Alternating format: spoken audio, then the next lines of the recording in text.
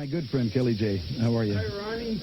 One of Pierre Elliott Trudeau's favorite bands, Margaret and Pierre Elliott Trudeau. Say that out here, you know, because Pierre isn't very popular out here. Well, he's getting to be now since Mulroney's doing his tricks and stuff. Well, God, we tried to tell you, you know. That's right. We tried to tell you there was a lesser of evils there. But...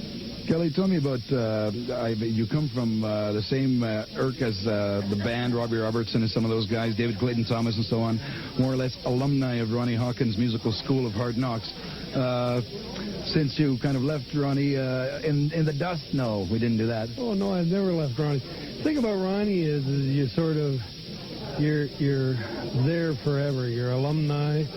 And every time I see Ronnie, it's like, you know, I've just seen him a couple of weeks ago. Well, you know that feeling. Yeah, I sure do. Tell me this. Is he still saying, son, if I don't make it in the next 19 years, I'm going to quit?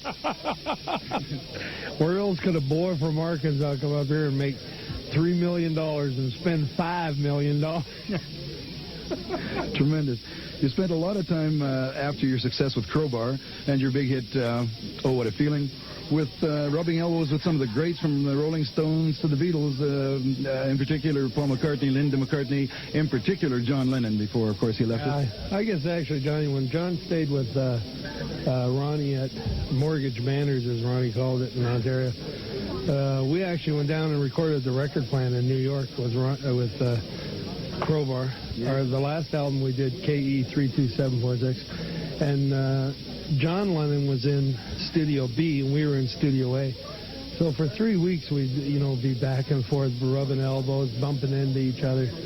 And John Lennon, actually, the time that I spent with him and the conversations I had with him, I got one thing out of him, which I told you earlier, was that he just said, you know, if you love this music, just play it. Never mind the music business. And never mind being a Beatle, or never mind being, you know, just play music and love it. Yeah. And I got that, and it stuck with me, and it sort of was a catharsis for me, you know. It just sort of rolled me over, and I thought, in fact, it must have been very significant because Crowbar broke up right after that album.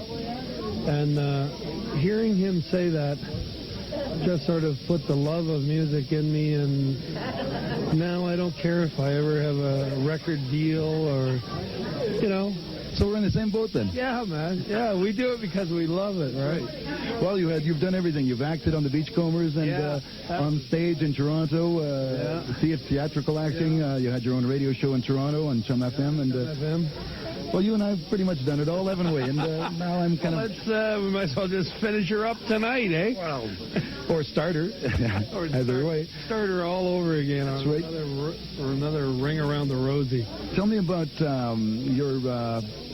the unfortunate lack of success that Oh What a Feeling didn't manage to grab in the States because of... Well, you know, that's like ludicrous. And again, it's part of probably the thing of when John told me to just play because you love it.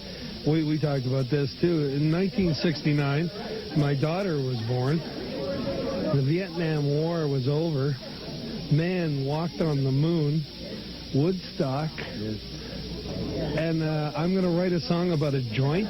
Oh, what a feeling, what a rush. Yeah, you know, it was ludicrous. But that was the times, and Dick Nixon really had a stranglehold on America. And because we used the word rush, it was in the lexicon and in our, you know, it was what we all said, what a rush, everybody. So because we said that, we got ostracized, and they canceled the record in the States. But I've had fellas tell me that they heard it in the Ho Chi Minh Trail in Vietnam, and so and I still get royalties from Cambodia and things. So well, there you go. It was hard to hold that sucker down then. That made me feel good, you know. Tremendous. As long as it was breaking through and doing whatever. It had nothing to do with drugs, and it had everything to do with drugs. It was all related at the same time. We were all married and joined at the hip during the 60s and the 70s. Also, you and I come from an era of hometown syndrome. I know when the Stampeders first came back to Calgary, it was half a house. How did that affect yourself, being from Toronto, Hamilton? Burton, eh? I noticed Burton today. I saw him on the National this afternoon. By the way, do you know the date tomorrow? The date tomorrow, I believe, would be May 4th. May the 4th be with you. And a good closing on that one. Thanks, Kelly J, for being with us. Love you always, my friend. I love you too, Ronnie. And we both got a call from Bobby Curtola. He's going to be on the show as well. Right, yeah, is he good? He's down in Vegas. I think he's a chorus girl now. I'm not sure. He was. I love you, Ronnie. Take care, buddy. Okay, man. All of that. Take care.